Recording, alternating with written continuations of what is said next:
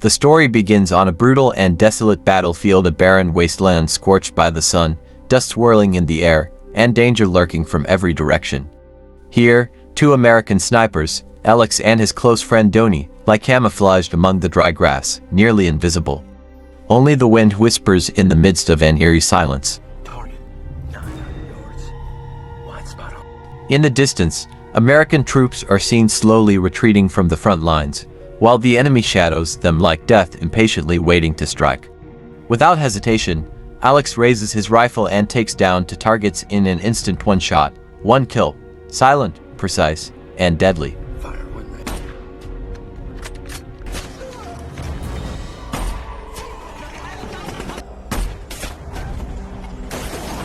As they prepare to fall back, Donnie's radio crackles with a sudden order: hold position and provide cover for the retreating soldiers. With no words needed, both men ready themselves once again, firing from the shadows. The enemy is thrown into chaos, unaware of where the shots are coming from. I see it, Donnie, see it. Fire when ready. But luck doesn't last long. The sky erupts with the roar of artillery, raining fire onto the earth. Their position has been exposed. Donnie tries to call for backup, but silence is the only response. They have been left behind. The situation turns worse when an enemy helicopter flies in, spraying the area with bullets. Donnie is hit. Fueled by rage, Alex grabs a heavy rifle and brings down the chopper with a single, perfect shot. They don't know where we are, so they might get lucky.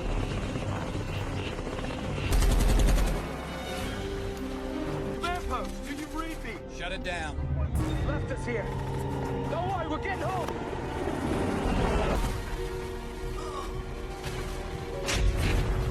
Three!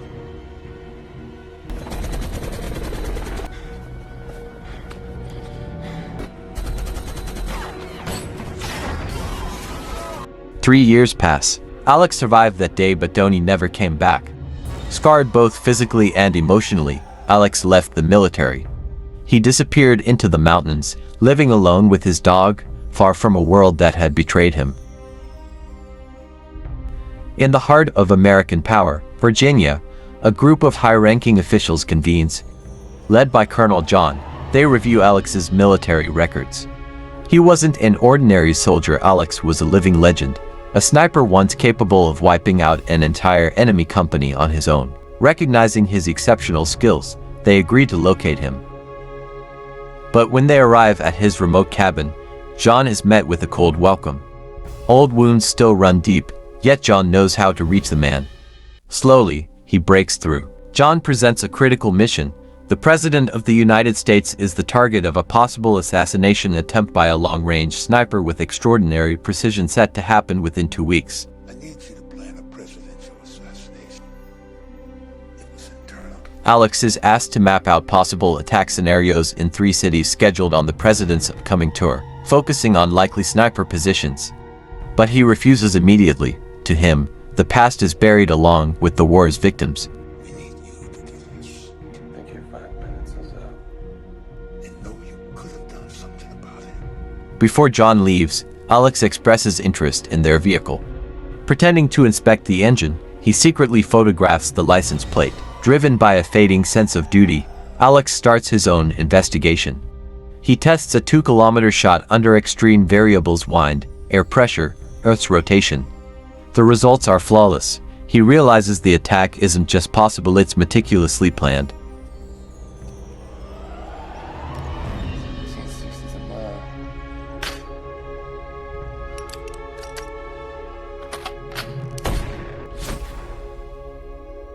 Eventually, Alex agrees to take on the mission. He studies the 3 cities and identifies the most vulnerable point, the rooftop of a building in Philadelphia, with a line of sight of about 1.6 kilometers. The report he delivers is so detailed and accurate that Colonel John and his team are left speechless. Approximately 5 stories above the president's location. Shot requires a large caliber weapon. Challenges the wind.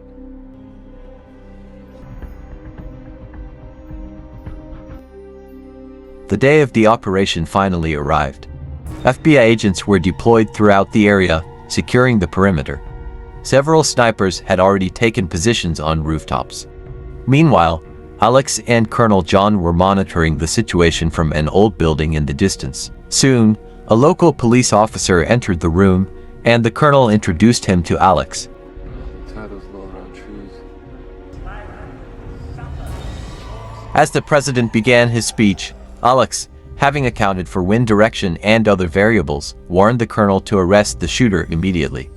But what happened next took everyone by surprise. Win match is set up. Take him now. Take out the steam.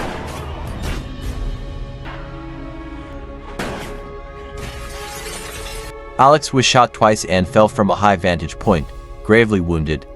Still conscious, he tried to escape. The military and FBI forces were immediately mobilized to hunt him down. At the same time, the scene was cleared and staged to make it look as though Alex had attempted to assassinate the president. Even the weapon stored in his home was retrieved and presented as evidence. While on the run, Alex encountered a young FBI agent named Nick. Desperate and injured, he knocked Nick down and stole his parked vehicle. His wounds were getting worse, and he had to stop the bleeding or risk passing out. Alex drove into an automated car wash, tore open the back seat, and retrieved a first aid kit standard issue in all FBI vehicles. He managed to treat his injuries just enough to keep moving, but the manhunt intensified. He was now surrounded on land and in the air. Alex managed to escape by clinging to the side of a large ship and using the water route.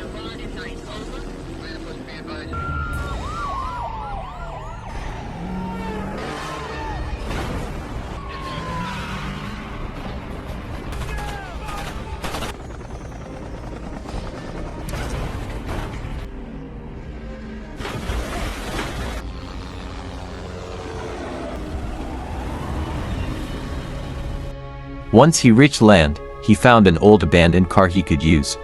Law enforcement and military teams continued the search, while news of him spread nationwide.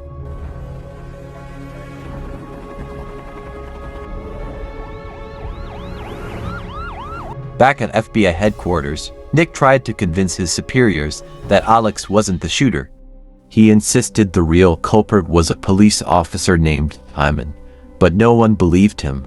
Also, he said, Tim's was a setup. Because he didn't. Sir, Elsewhere, Alex went to see Sarah, the wife of his late best friend, Donnie.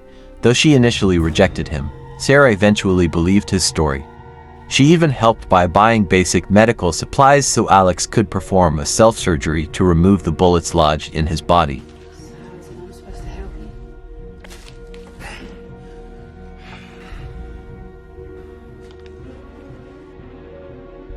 Nick stayed up all night at the office, digging deeper. He examined the evidence, ballistics, video footage, and Alex's personal file. He told a colleague that if Alex had really fired that shot, it wouldn't have missed. The truth was, the bullet didn't hit the president, it struck an African religious leader standing right beside him.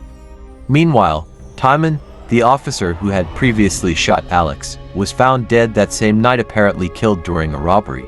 Timmons was killed by a mugger in an alley last night. how did they get a reverse ass? Nick went to the location he suspected was the real sniper's nest. There, he found 3 small marks that looked like they came from a tripod. After consulting a weapons expert, he confirmed that the marks matched the type of weapon used in the shooting.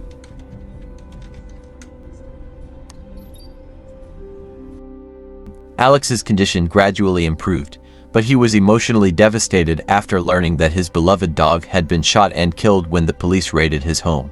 The gun Donnie learned to hold was when he was a kid. That ain't yours to carry. At a diner, Sarah, disguised to avoid attention, met with Nick. She revealed that she had met Alex and learned the truth about the assassination attempt. She also gave Nick a photo of a vehicle identification number belonging to Colonel John's car, something Alex had photographed before the chaos began. The plates are probably fake.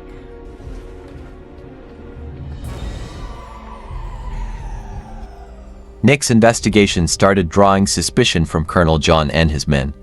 They began to suspect that Nick might be secretly working with Alex. Nick was suddenly kidnapped by a group of armed men. He was dragged away, tied up, and brutally tortured. They even staged the scene to look like a suicide, complete with fake evidence. Take him out, got him ready.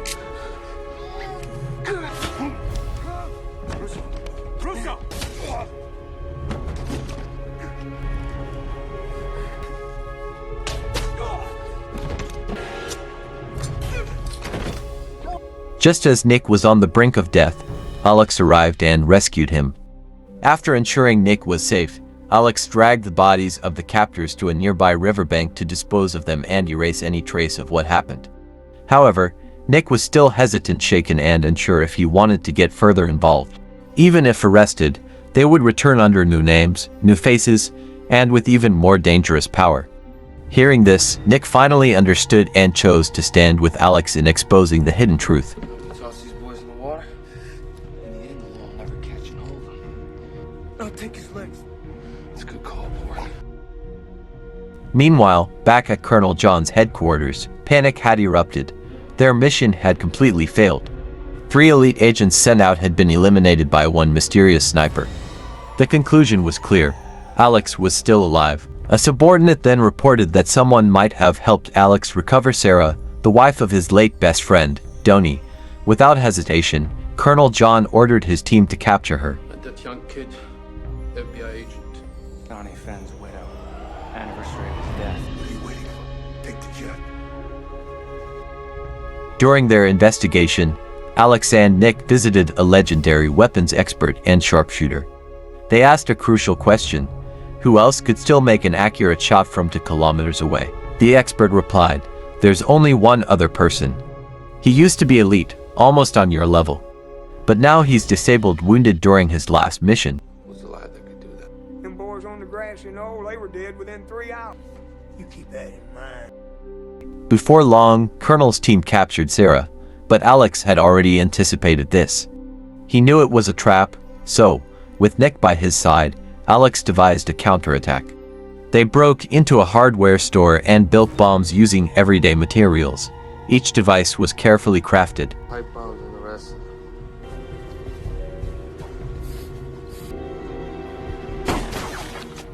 The day of the assault arrived. Nick took position at a distance, watching the entire operation unfold through a scope and radio. He became Alex's eyes and ears on the battlefield. Alex moves through the shadows, silently taking out guards one by one. He planted bombs in strategic locations, turning the enemy base into a deadly trap.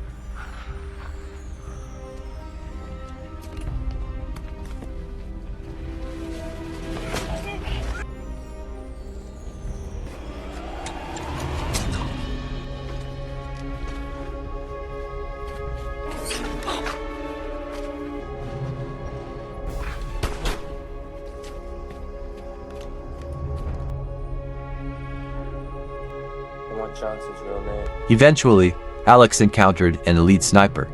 But instead of fighting, the sniper revealed a shocking truth. The real target had never been the president.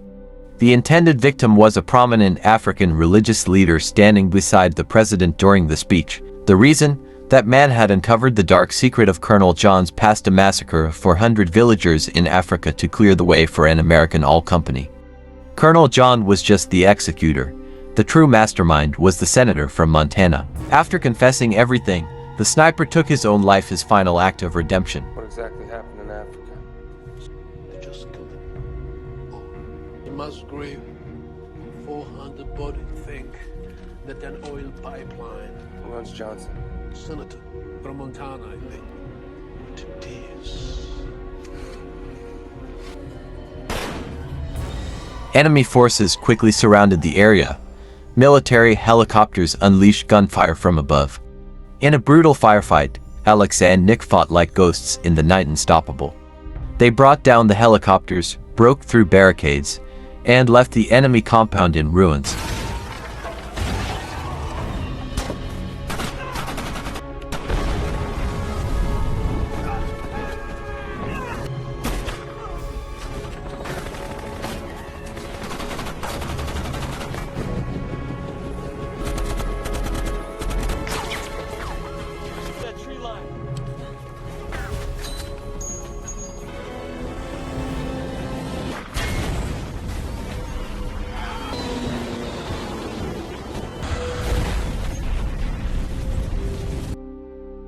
Elsewhere, Colonel John called Alex, threatening to kill Sarah unless Alex surrendered. What he didn't know was that Alex had already planned ahead. He had recorded the sniper's full confession naming every person involved in the assassination and the mass killing in Africa. Alex then proposed a deal. They would meet in an open area, but he would only appear from a distance. Where are we meeting? Then you want. Oh, it seems so. Coming from a goddamn long way off. The next day, the meeting took place in a snowy mountain range.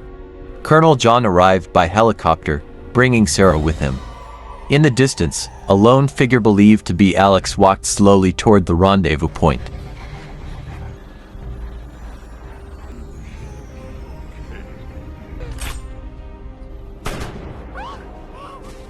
But it was a setup.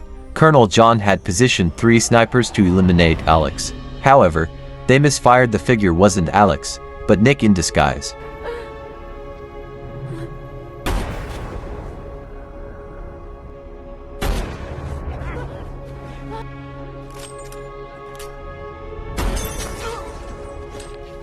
He was shot, but survived thanks to a bulletproof vest. Impressed by Alex's cunning, the senator unexpectedly offered him a job, but Alex firmly refused. When the senator demanded the sniper's confession tape, Alex burned it right in front of them. I don't think so, Senator. You happy? That proved you were innocent! Nobody out here! Moments later, the FBI arrived. The senator and Colonel John remained calm. They knew that even if Alex were captured, the justice system would never truly punish them. I won. You lost. Time later, Alex stood trial in a closed courtroom. The Attorney General presided over the hearing, attended by FBI leaders and Colonel John. From the start, the atmosphere was tense.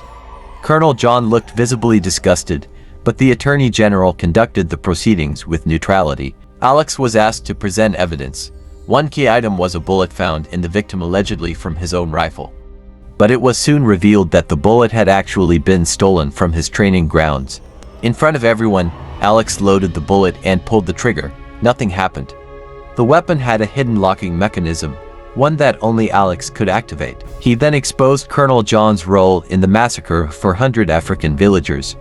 But the Attorney General replied that international crimes were beyond his jurisdiction. Just take a look at these. Gentlemen, this meeting is over. That were exterminated by the colonel and his associates. And I don't have the jurisdiction to detain the colonel. This is in the Horn of Africa. So that's it? That's the best you can do? In the end, Alex was declared innocent and set free. But the story didn't end there. The senator and Colonel John were still at large, living luxuriously, untouched by the law. Weeks passed. In a snowy, lavish villa, the senator was sipping wine and listening to classical music. Everything was calm, peaceful, until chaos erupted. A massive explosion shattered the stillness. Smoke billowed into the sky.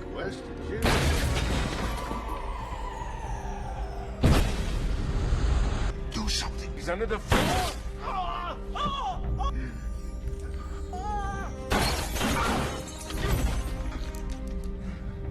Exactly.